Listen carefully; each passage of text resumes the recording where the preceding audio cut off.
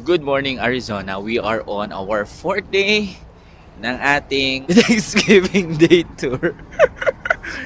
And we are still here in Arizona. We are gonna travel now. Going to Utah! Hello mga guys! Samahan niyo akong muli sa isa na namang amazing adventure sa araw na ito. And yes! Welcome to Utah! Alright, so good morning mga guys. Nandito tayo sa state border ng Utah and Arizona. Woo! Lamig pa rin. And yes, it's episode 4 at may bagong state na naman tayong i-explore, the state of Utah. Pero dahil matagal ang biyahe ay dumaan muna kami sa 7-Eleven para bumili ng aming kakain. From Arizona, tuloy-tuloy ang biyahe, mahaba ang kalsada pero mas mahaba ang ating pasasalamat. Praise God! And finally, we're here. Pagdating namin sa Arches National Park, parang biglang bumagal ang oras. Hindi mo kailangang magsalita kasi ang tanawin na mismo ang nagsasalita. Mga arko na hinubog ng hangin, ng ulan, ng panahon. Millions of years in the making. At ngayon, I am witnessing it firsthand.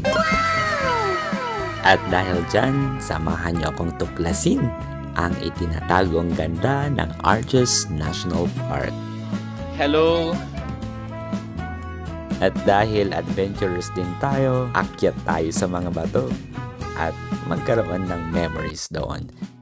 Pero teka, paano tayo bababa? Bungad pa lang yan mga guys, kaya samahan niyo akong tuklasin yung iba pang bahagi ng park na ito. The balance rack.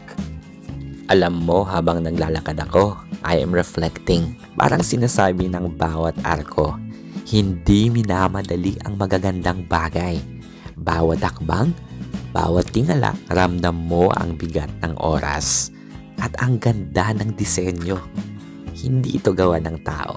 Ito ay obra ng Diyos. And grabe, maa-amaze ka na lang talaga. Nakit po natin ang windows dito sa may Arches National Park at pagod na daw ang mga kasamahan natin kasi syempre hindi sila sanay na umaakyat na naglalakad at medyo matatanda na rin kasi mga kasama ko dito.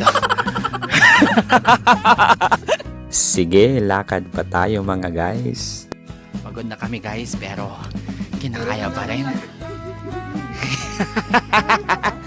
So ayun guys, we've made it to the window.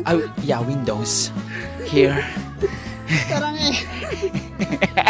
Hi, thanks God. Naakyat din natin yung sinasabi nilang the windows dyan sa park. Standing there, maliit ka. Pero buo. Napaisip tuloy ako kung kayang hubugin ng Diyos ang bato sa ganito kaganda. Ikaw pa kaya? Yan, pagod na daw sila sa paglalakad. Ganyan. Hindi na sila makaakyat. So alam na this, syempre, consider na ang age. Utah welcomed us with landscapes na parang painting pero totoo. Isa na namang bucket list ang na-check. Isa na namang alaala ang nilak. Pagod ang katawan, yes, pero buhay ang kaluluwa. At kahit day 4 na, malayo pa ang journey. Marami pang kwento at marami pa tayong ipagpapasalamat. Dahil pagod ang lahat sa araw na ito, ay deserve nating kumain. In fairness, masarap yung food nila dyan guys. So after kumain, ay tumuloy na nga kami sa hotel na aming tutuluyan. Hanggang dito na muna, bye bye! Explore, learn, and celebrate life with Teacher Arnold Chronicles.